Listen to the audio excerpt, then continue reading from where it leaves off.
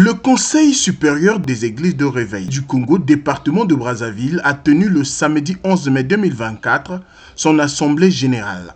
Les membres de ce conseil ont examiné plusieurs points, entre autres la non-adhésion de certaines églises au COSERCO, la léthargie des membres, en bref, les problèmes qui minent le fonctionnement des églises de réveil.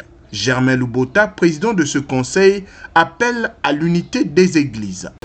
On commence à constater qu'il y a comme une certaine léthargie, il y a comme des pesanteurs, il y a beaucoup de gens d'abord qui sont décédés, ensuite beaucoup qui sont en train de voyager à l'étranger.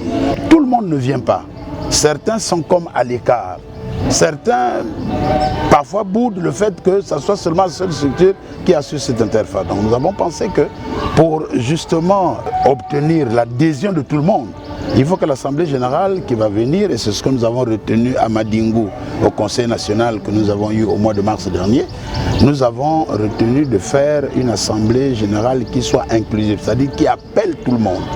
Et nous avons dit qu'avant d'y arriver, on devrait donc faire dans tous les départements des Assemblées générales départementales. Et aujourd'hui, ici à Brazzaville, c'est la première, n'est-ce pas, de ces Assemblées générales départementales. Après, Pointe-Noire prendra le relais, et puis les autres départements, ainsi de suite. La question des nuisances sonores est un réel problème. Ainsi, Germain Loubota pense que ce problème doit être réglé par le Conseil et proposer des pistes de solutions au pouvoir public. Souvent, nous sommes indexés par les pouvoirs publics, surtout. On entend quelquefois des parlementaires se plaindre, n'est-ce pas, à l'hémicycle là-bas au Parlement, qu'il y a trop de bruit, il y a trop de nuisances sonores, n'est-ce pas, dans les églises. Et quelquefois, vous avez suivi dans les médias comment on est arrivé parfois à prendre des baffles d'une église, les équipements de sonorisation, et cela par les agents de la police, il faut le dire, c'est eux qui le font, au motif qu'ils font trop de bruit. Donc le problème des nuisances sonores, à tort ou à raison, faut ouvrir, est un réel problème.